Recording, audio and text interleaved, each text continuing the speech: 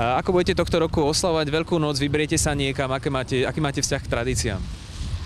Už žiadny. Už teraz akorát to jedlo a vyberať sa v takomto čase určite nepôjdem nikde. Taká oblievačka? Keby bolo krajšie, no tak ideme vonku, ale keď takýto čas je, tak oblievačka nie, to už mi nič nehovorí. To bolo za mladí. Teraz viem, že sa ženy na to len štvú a vôbec to nie je pre nich prekvapenie, ale skôr by som povedal, nemajú to veľmi radi. Tak asi tak tradične, že kostol a také tie všetky okolo toho veci. Taká šibačka alebo oblievačka? No aj to samozrejme k tomu patrí.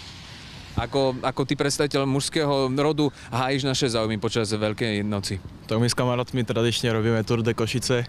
Ideme, všetky kamarátsky sa snažíme obdiať, že by sme dodržali tie tradície. Tak. Čo ty ako dievča teda myslíš si o týchto tradíciách? Vieme, že mnohé sa skrývajú, utekajú, pokladajú to za nemoderné. Ako ty sa k tomuto staviaš? No tak akože ja to celkom obľúbujem, mám to rada a myslím si, že to akože aj je dobrá príležitosť na tie stretnutia, ako aj rodina a tak. Čo zvyknete jesť počas veľkonočných sviatkov? Tak tie tradičné jedlá, ako sú hlavka, syrek, šunka a podobne. Šalát, zemiakový šalát jednoznačne nesmie chýbať. Ako trávite veľkonočné sviatky?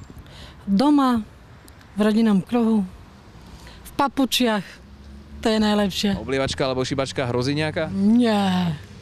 V Ruge ešte mali pomáha 6 mesiacov, takže a je mimo Košic, takže nie. Čo zvyknete jesť počas veľkonočných sviatkov? Tak to, čo stále, udenú krkovičku, klobasu, vajíčka a ponku. Aký máte vzťah k oblievačke, k šibačke, k tým takým staronovým tradíciám? To už asi negatívny. To ešte, keď som bol menší, tak v pohode, ale to už nič. Je to kvôli nesúhlasu dievčat a žien vo vašom okolí? Nie, skôr, že sa mi nechce. Doma možno polejem mamku. Ako ty tráviš veľkonočné sviatky? Chystáš sa niekam utiec alebo počkáš doma na šibačov? Počkám doma na šibačov. Čiže oblievačka, klasika, šibačka?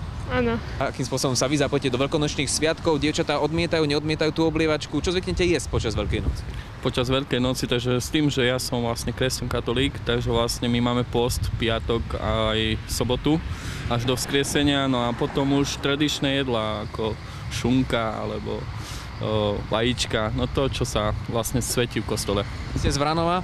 Áno, od Vranova. Čo tam takáto originálna oblievačka?